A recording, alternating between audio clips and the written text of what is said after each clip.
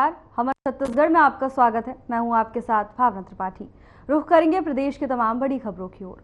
छत्तीसगढ़ स्थापना दिवस पर आयोजित जिला स्तरीय राज्योत्सव के मौके पर डिप्टी सीएम अरुण साव ने कहा कि यह दिन आप सबके अभिनंदन और स्वागत का दिन है। बिलासपुर के ऐतिहासिक पुलिस ग्राउंड जो आपकी उपस्थिति बयां कर रही है, आपका उत्साह बता रहा है कि छत्तीसगढ़ में नया सवेरा हुआ है।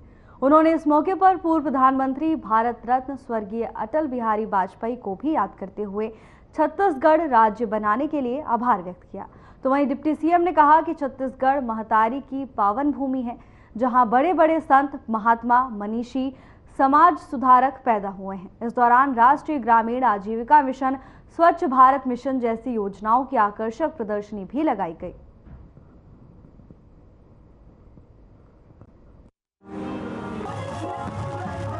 छत्तीसगढ़ का स्थापना दिवस है और ये जो भव्यता दिखाते आखिर तरस गे रही चाहिए भव्य राज्योत्सव देखे बर।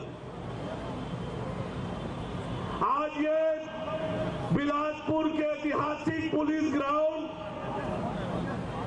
जो आपके उत्साह, आपके उपस्थिति ला बतावत है कि छत्तीसगढ़ में नवा सवेरा हो है, छत्तीसगढ़ में कुछ नया होने वाला है। और ये उत्साह, ये ऊर्जा, यही वो ऊर्जा है जो आज हमारे पर प्रेरणा बने है कि हमने बनाया है, हम ही सवारेंगे इस मूल मंत्र ला लेके आज हमन काम करत।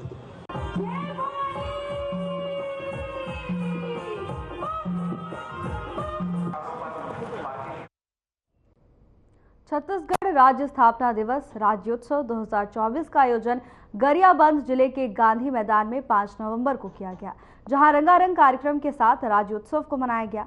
इस कार्यक्रम में उत्सव के मुख्य अतिथि तख्तपुर के विधायक धर्मजीत सिंह समेत राजिम विधायक रोहित साहू एवं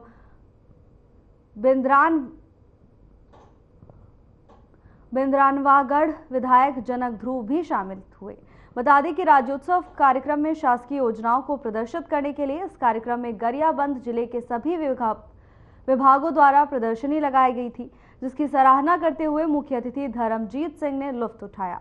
गरियाबंद की जनता ने भी अपनी जिज्ञासा के साथ इस प्रदर्शनी को देखा और समझा। तो वहीं इस बीच धर्मजीत सिंह ने बातचीत की। उन्होंने कहा कि छत्तीसगढ़ राज्य की स्थापना अटल बिहारी वाजपेयी ने की थी। इन 24 वर्षों में छत्तीसगढ़ को कुछ खट्टा, कुछ मीठा, कुछ अच्छा, कुछ बुरा अंतर हमें देखने को मिला है। हमारे बीच में देखिए, छत्तीसगढ़ राज्य की स्थापना श्री अटल बिहारी वाजपेयी जी ने की थी। छत्तीसगढ़ की तकलीफों को दूर करके हमारे घर पर हुक्म स्थापना की थी। इन 24 वर्षों में कुछ खट्टा, कुछ मीठा, कुछ अच्छा, कुछ बुरा अनुभव मिला है। लेकिन हम उम्मीद करते हैं कि नरेंद्र मोदी जी के नेतृत्व में, विष्णुदेव साय जी के शासन में छत्तीसगढ़ चहुओर विकास की ओर आगे बढ़ रहा है। चाहे किसानों की माली हालत सुधारने की बात हो, उनको 3100 रुपये पूरे भारतवर्ष में सबसे ज़्यादा धान की कीमत हम दे रहे हैं। उनका बोनस 3700 करोड़ रुपये का हमने दिया। महिलाओं को 1000 रुपया महीना हमने देने का काम और उनके सशक्तिकरण का किया। 18 लाख प्रधानमंत्री आवास देने का हमने वायदा किया है। 8 लाख को देने का निर्णय हो चुका है और प्रदेश के 7000 से ज़्यादा लोगों को अभी नौकरी देने की प्रक्रिया चल रही है। धीरे धीरे हम सभी क्षेत्रों की ओर ध्यान दे रहे हैं। सिंचाई का रकबा बढ़ाने, सिंचाई के लिए बजट प्रावधान करने, स्वास्थ्य के लिए बजट का प्रावधान करने और बिजली, शिक्षा, सड़क, सिंचाई, स्वास्थ्य और पेयजल के लिए हम काम कर रहे हैं और यही छत्तीसगढ़ के निर्माण की दिशा में है।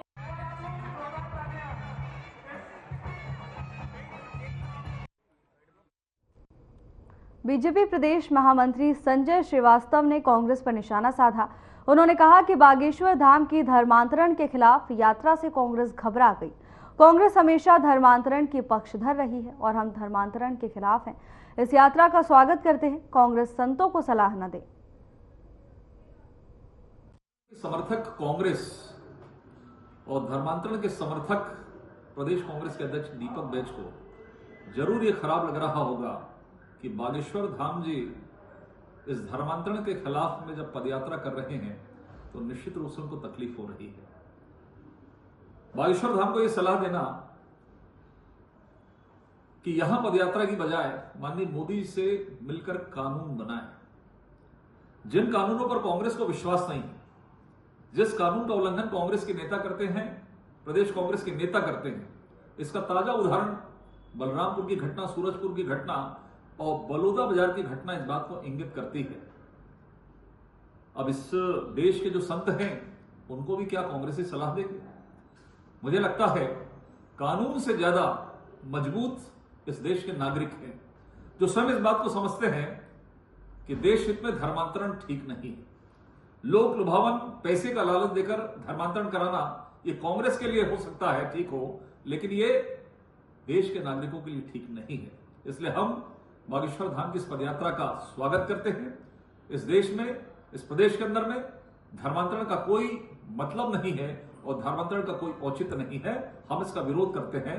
हो सकता है दीपक बैज और कांग्रेस की मजबूरी हो सकती है कि वोट बैंक के लिए वो धर्मांतरण का सहारा लेते हैं।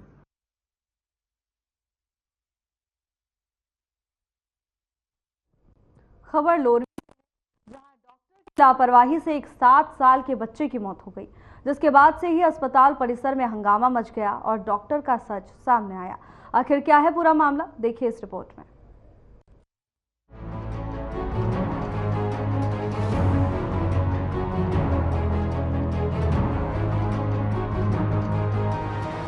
इस वक्त की बड़ी खबर लोरमी के बुध केयर अस्पताल से है, जहां इलाज के दौरान 7 साल के बच्चे की मौत हो गई। उक्त मामले की खबर से अस्पताल परिसर में हंगामा मच गया।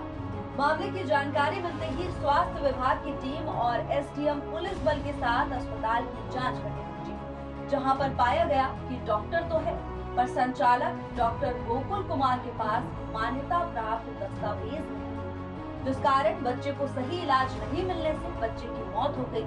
इस मामले को देखते हुए पुलिस ने डॉक्टर पर कार्रवाई की और अस्पताल को सील कर दिया है। फिलहाल मामले में 7 साल के बच्चे की मौत की अस्पताल में पुष्टि नहीं हुई। डॉक्टर्स ने मरीज को उचित इलाज के लिए बिलासपुर रेफर कर दिया था, जहां बच्चा बिलासपुर पहुंचते ही दम तोड़ दिया। बता दें कि doctor Gokul Kumar MBBS doctor तो है, लेकिन कहते हैं ना, अपने पैर में कुल्हाड़ी मारना, ठीक वैसा ही हुआ है। डॉक्टर डिग्रीधारी है और मान्यता प्राप्त के लिए अप्लाई भी किया है, लेकिन डॉक्टर को शेष मान्यता नहीं। लेकिन इसके बाद भी डॉक्टर अस्पताल का संचालन कर रहा था और मरीजों का इलाज कर रहा था, लेकिन फिर वक्त का पासा पलटा और डॉक्टर की असलियत सबके सामने आई। जब पुलिस प्रशासन ने डॉक्टर के ऊपर इस मामले को लेकर कार्रवाई की, तो डॉक्टर गोकुल ने एसडीएम के साथ बदसलूकी की। साथ ही डॉक्टर एसडीओपी माधुरी दिल्ली से भी उलझ गया, जो डॉक्टर को महंगा पड़ गया। पुलिस ने डॉक्टर के साथ धक्का मुक्की की और घसीट कर ले गए। फिलहाल डॉक्टर पुलिस की गिरफ्त में है और अस्पताल को सील कर दिया गया है। मेरे द्वारा बुध केयर अस्पताल का औचक निरीक्षण किया गया और क्योंकि इस अस्पताल के संचालन के संबंध में मुझे कतिपय शिकायतें मिली थी, कुछ अव्यवस्थाएं थी, तो मैंने इसका औचक निरीक्षण किया और जैसे मैंने देखा और डॉक्टर जो यहाँ पे इसके संचालक हैं डॉक्टर गोकुल कुमार बंजारे, मैंने उनसे पूछा कि संचालन संबंधी आपके दस्तावेज का पुख्ता है, क्या सही हैं? तो उनके द्वारा ये जवाब दिया गया कि मेरे पास इसके चलाने का कोई अनुज्ञप्ति, सही अनुज्ञप्ति नहीं है, लाइसेंस नहीं है। मैंने अप्लाई जरूर किया है लेकिन मुझे लाइसेंस नहीं मिला है। तो मैंने कहा ये बहुत आपत्तिजनक है कि आप इस तरीके का जो है, आपको जब लाइसेंस नहीं मिला है, आपने इतना बड़ा अस्पताल आप चला रहे हैं, मरीजों का उपचार कर रहे हैं, तो उनके द्वारा कुछ गलत टिप्पणी की गई। तो मैंने ऊपर जाके मरीजों को भी देखा और मरीजों में 3 मरीज ऐसे जिनका इलाज चल रहा था और उसका इलाज का भी में कोई गुणवत्ता नहीं दिखाई दी, क्योंकि मेरे साथ जिला नोडल चिकित्सा के डॉक्टर खैरवार भी थे, यहाँ के बीएमओ डॉक्टर दाऊ भी थे। उन्होंने ये कहा कि ये उस स्तर की उपचार नहीं दे पा रहे हैं। तो मैंने उसका ये किया कि ये संचालन इसका अवैध है और इस अवैध कार्य को मैंने बंद करने के लिए तो आदेशित किया और इसको सील कर दिया। सर मीडिया में खबर चलने के बाद सर सील किया जा सकता है सर? जी, मीडिया में खबर चलने के बाद सील किया जा सकता है? सर ये था कि बीते दिनों एक मासूम व्यक्ति की यहाँ पर बच्चे की मौत हुई है, उस मामले में भी। हाँ, ये दूसरा है कि एक मासूम बच्चे की मौत हुई थी। एक बच्चे को जो यहीं नज़दीक के गांव का था, उसको कुछ झटके आते थे, तो उसका जो उपचार भी हुआ था वो भी बहुत गलत तरीके से हुआ था। वो बच्चा बाद में उसका निधन हो गया। तो ये तमाम शिकायतें। सर क्या उस बच्चे की परिजन को कोई शिकायत है? उस बच्चे के परिजन ने भी शिकायत किया था इस बात की कि उपचार गलत हुआ है, इसलिए इसका जो है कार्रवाई की जानी चाहिए। सर जो बच्चा है यही हॉस्पिटल में खत्म हुआ था कि कहीं दूसरे जगह? नहीं, लाया इसको यहीं गया था जी। और जो उपचार प्रारंभिक उपचार तो यहीं किया गया था। सबसे पहले सर परिजन का आरोप है कि दाऊ साहब के यहाँ जो हॉस्पिटल है वहाँ ले जाया गया था बच्चे को। नहीं, ये इस संबंध में मुझे जानकारी नहीं है, क्योंकि इसमें अभी हम ये जो सील किया गया है, सील करने के बाद हम एक जांच दल का गठन कर रहे हैं, जो जिला स्तरीय जांच दल होगा, जो यहाँ का अभी तक की जो घटनाक्रम है उसकी जांच करेगा, उसके बाद जो है कार्रवाई करेगा। सर उसके पिताजी के द्वारा एक वीडियो भी जारी किया गया है जो यहाँ जो हॉस्पिटल में है, मेरा बच्चा जो है खत्म नहीं हुआ है यहाँ। नहीं, ठीक है, उपचार तो हमको यही मिला था ना, इसलिए हमने ये कहा ये हमारे संज्ञान में है और हमारे जो जांच दल है उसके भी एजेंडा में रहेगा। सर क्या और भी कोई हॉस्पिटल सील किया जाएगा? बिल्कुल किया जाएगा। और पुरता फर्जी अस्पताल लगाया जाए। हाँ, देखा जाए इसमें ये कि ये क्योंकि इसके पास जो था कोई लाइसेंस जो पूर्णतः सही हो, इस प्रकार लाइसेंस नहीं था और ये चला रहा था। सर जेके हॉस्पिटल को क्या सील किया जाएगा? डीडीसी का क्या सील किया जाएगा? उसका भी निरीक्षण किया जाएगा? यदि हमारे पास ऐसा निरीक्षण का वो मिलता है, हमको कुछ इनपुट मिलते हैं, सबके ऊपर कार्रवाई की जाएगी। सर लगातार क्षेत्र में अवैध क्लिनिक चल रहे हैं, इन लोगों के ऊपर भी हमने कार्रवाई की। झोला छाप डॉक्टरों के खिलाफ कार्रवाई कर रहे हैं और जैसे भी जो भी हमारे संज्ञान में आएगा सबके खिलाफ कार्रवाई की जाएगी। इस मामले को देखने के बाद सवाल ये उठता है कि आखिर कब तक ऐसे डिग्री धारक डॉक्टर लोगों की जिंदगी के साथ खिलवाड़ करते रहेंगे? कब तक लोग ऐसी लापरवाही से अपनी जान गंवाते रहेंगे? अब देखना ये है कि पुलिस ने डॉक्टर को गिरफ्तार कर अस्पताल को सील तो कर दिया है, लेकिन आगे प्रशासन इस पर क्या कार्रवाई करता है? Bureau report.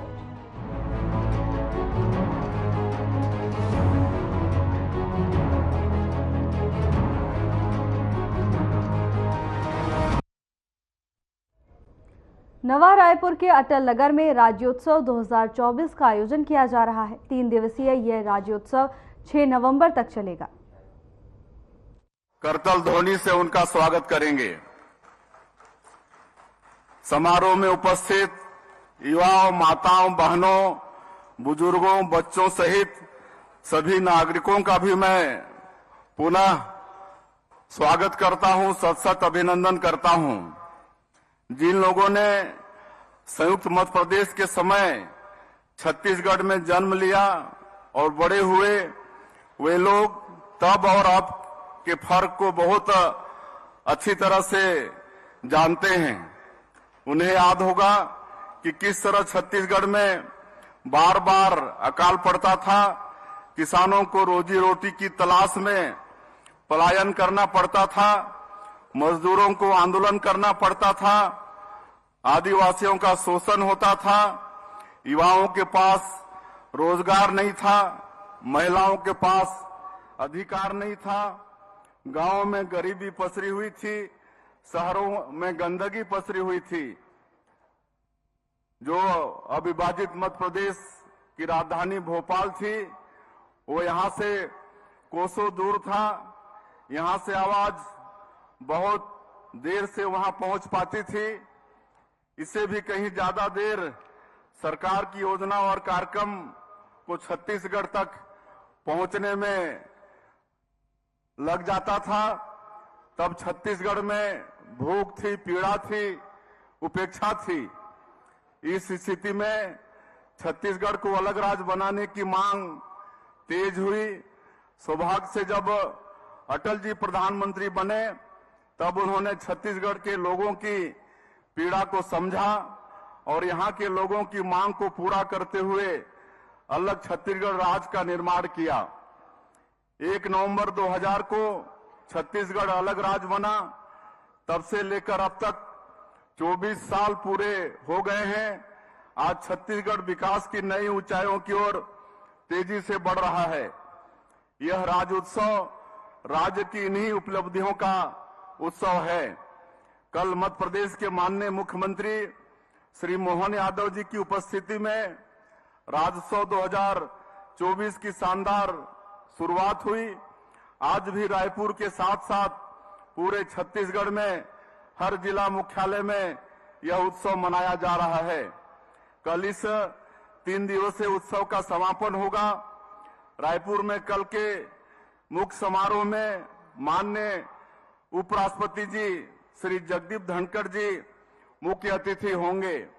राज्य के सभी जिलों में रंगारंग सांस्कृतिक कार्यक्रम आयोजित किए गए हैं। इस उत्सव के माध्यम से हमने अपने लोक कलाकारों को उनकी कला के प्रदर्शन के लिए ज्यादा से ज्यादा अवसर देने की कोशिश की है। इसके साथ ही बॉलीवुड और छॉलीवुड के कलाकारों ने भी अपनी सुमधुर प्रस्तुतियां दी हैं। शास्त्रीय गायन और भजन की प्रस्तुतियां भी इस आयोजन में शामिल की गई हैं। मैं सभी कलाकारों को उनके उत्कृष्ट प्रदर्शन के लिए बधाई देता हूं। साथ ही उन्हें धन्यवाद देता हूं कि उन्होंने अपनी कला के माध्यम से प्रदेश के नागरिकों की खुशियों को व्यक्त किया है। हमारी कलाएं हमारी भावनाओं और विचारों को व्यक्त करने का माध्यम है। इसीलिए हमारी संस्कृति और जीवन शैली का अभिन्न अंग है। छत्तीसगढ़ की संस्कृति इस मामले में बहुत धनी है कि यहाँ हर विधा के उत्कृष्ट कलाकार मौजूद हैं। उन्होंने अपनी कला से छत्तीसगढ़ का नाम राष्ट्रीय और अंतर्राष्ट्रीय स्तर पर रोशन किया है। छत्तीसगढ़ में लोक गायन, लोक नृत्य, लोक नाट्य, वादन, शिल्पकारी, चित्रकारी सहित सभी तरह की कला विधाओं को हमारी सरकार प्रोत्साहित कर रही है। राजोत्सव के इस अवसर पर यहाँ पर भी प्रदर्शनियां लगाई गई हैं। शिल्प ग्राम और फूड स्टॉल स्थापित किए गए हैं। आप सभी से मेरा आग्रह होगा कि इनका अवश्य आनंद उठाएं। कला के साथ साथ हम अपने तीज त्योहारों, परंपराओं, मड़ई मेलों, देवस्थलों को भी सुरक्षित कर रहे हैं। उनकी गरिमा के अनुरूप उनका विकास कर रहे हैं। हमारी सरकार का मानना है कि विकास के लिए सबसे बड़ी ताकत संस्कृति से ही मिलती है। संस्कृति हमें बताती है कि विकास की दिशा क्या होनी चाहिए, प्राथमिकता क्या होनी चाहिए, सोच क्या होनी चाहिए, दृष्टिकोण क्या होना चाहिए और लक्ष्य क्या होना चाहिए। प्रत्येक नागरिक का आचार विचार और व्यवहार संस्कृति ही तय करती है और इसी के अनुरूप नीति निर्धारण के लिए सरकार को प्रेरित भी करती है। हमारे यशस्वी प्रधानमंत्री श्री नरेंद्र मोदी जी के लक्ष्य के अनुरूप विकसित भारत, विकसित छत्तीसगढ़ के निर्माण के लिए हमने अपना जो विजन डॉक्यूमेंट तैयार किया है उसमें भी संस्कृति के संरक्षण को विकास के लिए बहुत महत्वपूर्ण माना है। जब कोई समाज एकजुट होता है तो उसके सभी सदस्य एक ही दिशा में आगे बढ़ते हैं। संस्कृति ही समाज में यह ताकत पैदा करती है। प्रदेश के आर्थिक विकास को भी यह ताकत देती है। सौभाग्य से छत्तीसगढ़ सांस्कृतिक और प्राकृतिक सौंदर्य के मामले में बहुत धनी प्रदेश है। यहाँ पर्यटन की बहुत संभावनाएं हैं। हम प्रदेश में पर्यटन के क्षेत्र में नई सुविधाओं का विकास कर रहे हैं। नए पर्यटन स्थलों से देश और दुनिया को अवगत करा रहे हैं। मैंने कल भी बताया था कि किस तरह भगवान राम से जुड़े प्रदेश के तीर्थों का विकास किया जा रहा है। माता कौशल्या और माता सबरी धाम को संवारा जा रहा है। शक्ति पीठों को आपस में जोड़कर सुविधाओं का विकास किया जा रहा है। इसके साथ साथ छत्तीसगढ़ में सिरपुर, राजिम, शिवरी नारायण, भोरमदेव, मधेश्वर शिवलिंग, बारसूर जैसे अनेक पुरातात्विक और ऐतिहासिक स्थल हैं। इन सभी स्थलों का भी संरक्षण और विकास किया जा रहा है। बस्तर, राजनांदगांव, रायगढ़, सरगुजा के टेराकोटा शिल्प, घड़वा शिल्प, लौह शिल्प, कांस्य शिल्प, बांस शिल्प, धातु कला, बुनकरी जैसी कलाओं को नया आयाम दिया जा रहा है। हाल ही में हमारी सरकार ने खादी के वस्त्रों की खरीद पर 25% की छूट देने की घोषणा की है, ताकि हमारे बुनकरों के उत्पादों की बिक्री अधिक से अधिक हो सके और उन्हें प्रोत्साहन मिले। राज्य की शिल्प कलाओं को भी राष्ट्रीय और अंतर्राष्ट्रीय स्तर पर प्रमोट किया जा रहा है। इन सब के साथ साथ छत्तीसगढ़ के खान पान की अपनी विशेषता है।